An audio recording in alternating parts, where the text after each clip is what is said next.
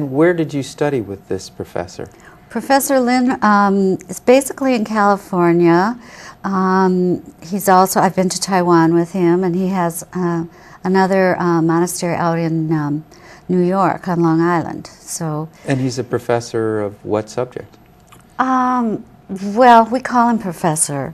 He's really Grand Master Lin Yun of the Black sect of Tibetan Tantric Buddhism. So we call him professor, but he's our teacher. And have you had any other significant teachers? I've gone through the Compass method. I'm a graduate of all things relating to the technical version of Feng Shui from Master Larry Sang out in Monterey Park in California.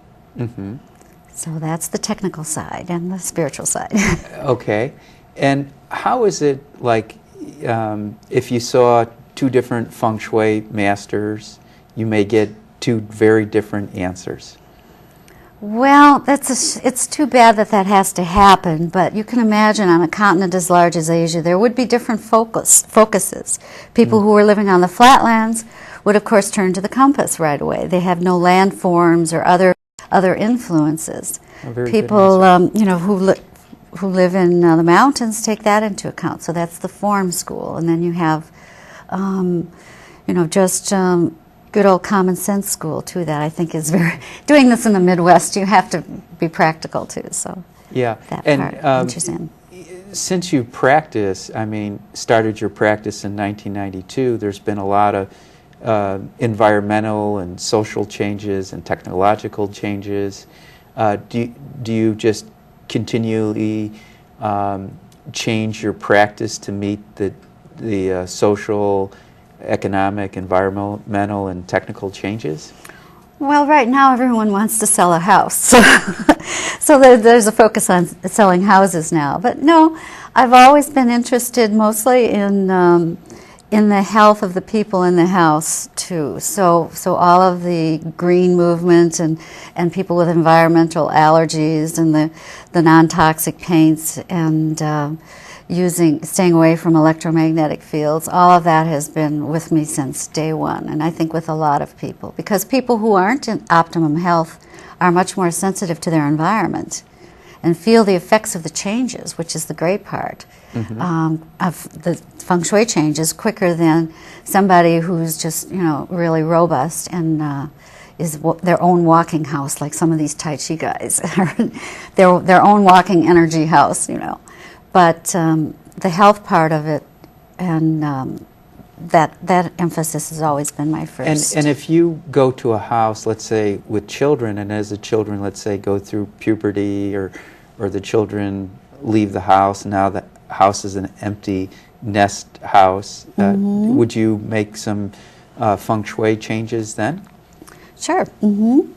What's nice about the young people is they're taking it to college and school with them now, and once you know your best directions to be in, that's set for life. And the youngest children are the ones that are the most perceptive about their environment.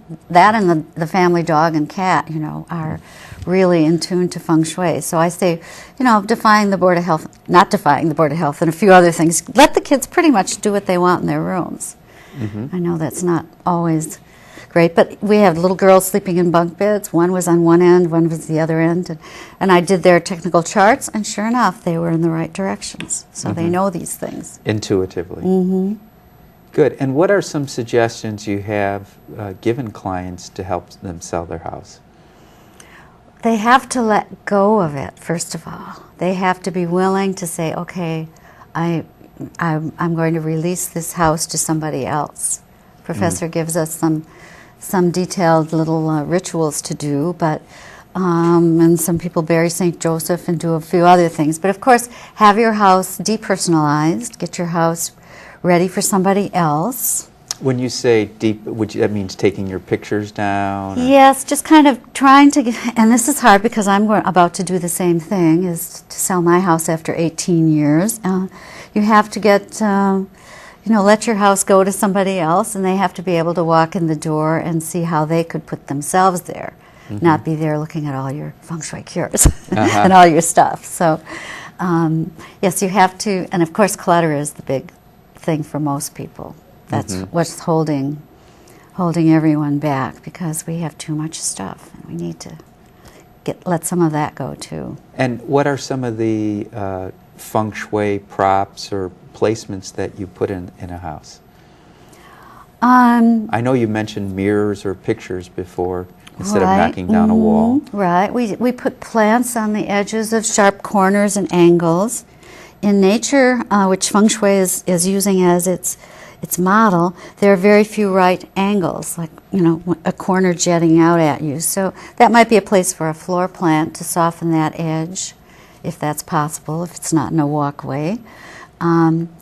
But using plants, and then we use our multifaceted crystals, and we use representations of things. Now, when you say multifaceted crystals, you mean you just put a crystal there and leave it? Well, we put a crystal, let's say that there's something that we can't, for example, if you have a really long hallway, it's great. I would suggest, first of all, maybe having some ways to break up the energy with a hang-down light fixture, or have something that's going to kind of buffer and give you focal points along the way. Is that kind of like those wind chimes where people put to kind of collect the energy through the backyard?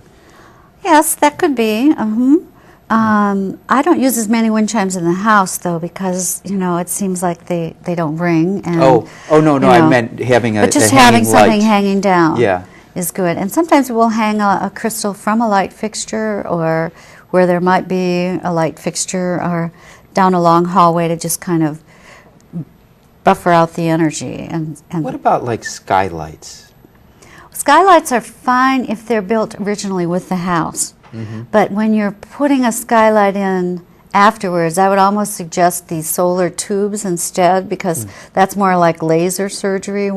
If you're putting a skylight in and the roof is the spine of the house, you're doing major surgery on the poor house, and it's considered a little problematic, especially if you're sleeping right under it or spending a lot of time right under the skylight. So generally that's a good thing to do when you first are building. Now, you have any tips if people have trouble sleeping at night to rearrange the room? Well, the first factor I would look at is the electromagnetics. With the tester, I do some testing to make sure that if they're on an outside wall, is that where all the power lines are backing up on the house? I tell people, take the walls out of your house. In your mind, visualize what's on the other side of that wall. Is that the toilet, you know, the head of the, you know, the toilet bowl right opposite your head? Because these things will affect you whether there are walls or not. Electromagnetic energy goes right through brick and drywall, and it can be a real problem. I've had many times when I would like to have moved a bed, but you're not going to move a bed and put it on that particular wall if you can avoid it. One time we found a little girl with terrific, I used my tester, and was terrific energy right there, and her parents moved her out of that room, and within 2 weeks she had more energy.